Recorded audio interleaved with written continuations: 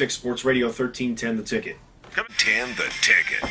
733 Sports Radio 1310 The Ticket. George D. John of the Ring Station Fitness Show. Dr. Jeremy Webster is next to me, and also Michael Cole, the CEO of FitBrains.com. Go to FitBrains.com and look at some of the interaction you can have with the website and how it'll help you complete your program. If you think of a pie, and the pie, one part of it deals with nutrition, another part deals with exercise, another part deals with your mental awareness and being sharp. If you take one of those out, something else is going to be missing, or other things will suffer, rather. One of the things you mentioned, Dr. Webster, is how if your brain is working properly, it affects not only your mood and IQ and problem solving and all those other things that are the feel-good things that we can think of, but it affects your muscle tone and structure and postural integrity and so on. So even your skin. Let's go down those 5 pillars that Dr. Musbaum talked about from Michael Cole's company. The first one being nutrition, adding omega-3 fats and healthy foods and so forth. It's just too generic, so let's break it down a little bit. Yeah, is Michael still with us? Yes. Michael, do you want to start out? Yeah, I mean, it's what we do with the nutrition piece of it. We want people to be aware of different food items that they should be taking in their bodies. You know, salmon. Not a lot of people know that salmon is a great source of omega-3s, different fruit items, blueberries, different forms of nuts. All of these help to fuel and keep your body and brain very healthy. So we have on our site at FitBrains a lot of different information. We have different checklists and tips so that you can really put together a very kind of a well-rounded nutrition program that really helps fuel the body and the brain. Outstanding. So basically the brain needs fuel so it can make energy. Without energy, it can't function properly. And it also needs the basic building blocks so that it can build itself. You talked about the omega-3s, the DHA, which is one of the primary omega-3 fatty acids in fish oil or salmon, is the primary fat that the brain is made of. So very good. Without proper nutrition, it doesn't matter how much you exercise the brain. If you can't make energy, then your brain is going to decline, period. Well, let's also say if you're not having the proper nutrition, that you're not going to be able to give all you can and want to give in the gym or wherever your exercise protocol takes you. And I'm glad you mentioned the gym, because remember I said the brain affects your muscle tone? Mm-hmm. Well, conversely, your muscle tone affects your brain. Michael, your second pillar is physical fitness. Can you talk a little bit why you put physical fitness as one of the main pillars of brain health? Well, we're seeing a lot of research over the last 5 years in terms of how physical fitness can improve brain function. And this is something that you've seen a lot. I just saw an article a couple weeks ago in USA Today. Lots of different research coming out showing that exercise has a very strong impact on our brain function. So we really want to highlight the importance of having a regular physical fitness routine. But all these 5 pillars are interconnected, as we touched on, but physical fitness is very critical. And I think I just want to expand upon that a little bit, because there's multiple reasons why physical fitness could be beneficial to the brain. There's the chemical side of it. When you do physical activity, it's very stimulating. There's a lot of things that happen on the hormonal and the chemical level due to exercise. We know that regular exercise, especially burst training type exercise or very intense exercise, will lower your cortisol levels. And that's very important because cortisol can be one of the main things that causes rapid degeneration in your brain, especially the hippocampus, which is where a lot of your memories are seated. So that's one side of it.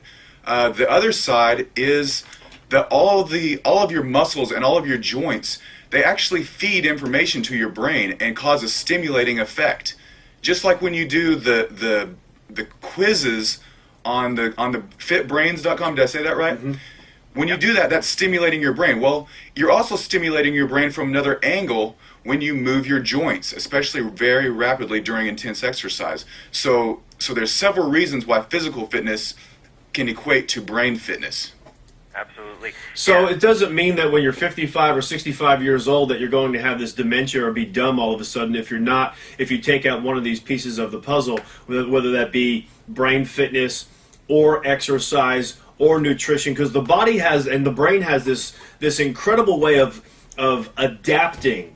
And it's unfortunate in a way because it adapts so much and it does it so insidiously that we don't recognize how bad we really feel and how much we're not doing. You know, if you're getting on the phone with somebody and then you're very stimulated all the time and they're not, and they're always talking about the freaking weather, well, you know, there's not going to be a whole heck of a lot to talk about. But people who are always doing their crossword puzzles and always stimulating themselves, whether they're older or younger, it doesn't matter, always stimulating themselves in some form mentally, you will have something compatible to talk about or in common to talk about. Then physically as well. And you tend to surround yourself, when you talk about socialization on the third one, Michael, you tend to surround yourself with people who have common interests that you do.